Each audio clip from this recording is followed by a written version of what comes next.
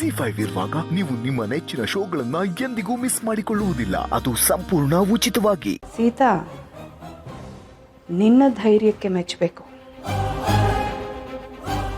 ವಟಾರದಲ್ಲಿರೋಳಿಗೆ ಅರಮನೆ ಕನಸು.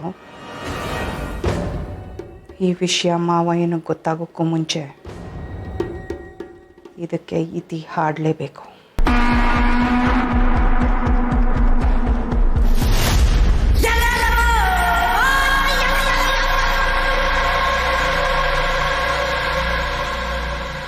ತಿಳಿದದನು ನೆರವಾಗು.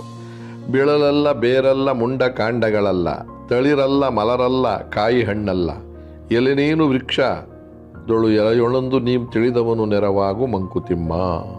ಸುಂದರದ ರಸನೂರು ಸಾರವದರುಳು ಮೂರು, ಒಂದಿಪ್ಪು ಮೋಹ ಕರುಣೆ ಶಾಂತಿಗಳ. ಮಾವಯ್ಯ,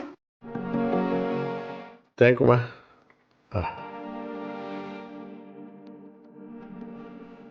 ಮಾವಯ್ಯ, ಅಶೋಕನ್ಗೆ ಅವನ ಮದುವೆ ಬಗ್ಗೆ ಎಕ್ಸೈಟ್ಮೆಂಟ್ ಇದೆಯೋ ಇಲ್ವೋ, ಆದರೆ ನಮ್ಮ ಚಾಂದಿನಿ ಎಷ್ಟು ಎಕ್ಸೈಟೆಡ್ ಆಗಿದ್ದಾಳೆ ಗೊತ್ತಾ? ನೀವು ಅವಳು ತೋರಿಸಿದ ಪ್ಲಾನ್ ಬೇಡ ಅಂತ ಅಂದಮೇಲಂತೂ ಈಗ ಎಷ್ಟೊಂದು ಪ್ಲಾನ್ಗಳನ್ನ ಆಲ್ರೆಡಿ ರೆಡಿ ಮಾಡ್ಕೊಂಡ್ಬಿಟ್ಟಿದ್ದಾಳೆ ಮಾವಯ್ಯ. ತುಂಬಾ ಒಳ್ಳೆ ಹುಡುಗಿ ನಮ್ಮ ಅವಳು. ಕೆಲಸದ ಬಗ್ಗೆ ತುಂಬಾ ಶ್ರದ್ಧೆ ಇದೆ. ಇಷ್ಟೊತ್ತಿಗೆ ನಮ್ಮ ಅಪ್ಪು ಮದುವೆ ಆಗಿದ್ದಿದ್ರೆ ನಮ್ಮ ಮನೆ ಸೊಸೆನೇ ಮುಂದೆ ನಿಂತು ಈ ಮದುವೆ ಎಲ್ಲ ಮಾಡಿರೋಳು.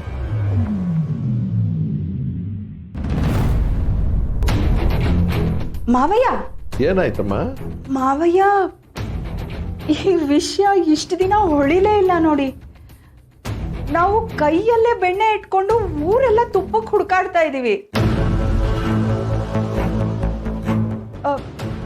ನಾನು ಏನು ಹೇಳೋಕೆ ಹೊರಟೆ ಅಂದ್ರೆ ಮಾವಯ್ಯ, ನೀನು ಏನು ಹೇಳೋದಕ್ಕೆ ಹೊರಟಿದ್ಯಾ ಅಂತ ನನಗೆ ಅರ್ಥ ಆಯ್ತಮ್ಮ.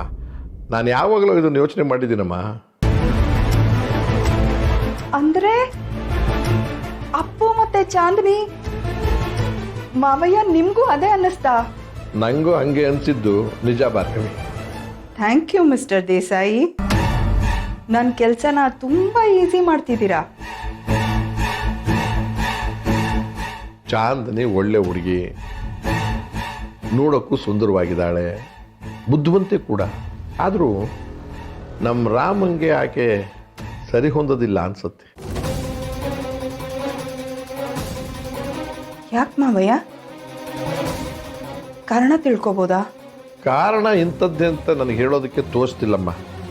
ಆದರೆ ಅವಳು ನಮ್ಮ ರಾಮಂಗೆ ಸರಿ ಹೊಂದುತ್ತೆ ಅಂತ ನನಗೆ ಅನ್ನಿಸ್ತಾ ಇದೆ.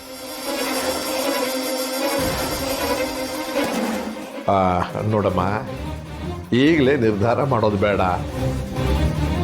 ಮದುವೆ ಅಂದರೆ ಭವಿಷ್ಯ. ಅವಸರದ ನಿರ್ಧಾರದಿಂದ ಭವಿಷ್ಯಕ್ಕೆ ತೊಂದರೆ ಮಾಡ್ಕೊಳ್ಳೋದು ಬೇಡ. ಒಂಚೂರು ಟೈಮ್ ತಗೊಳ್ಳೋಣ.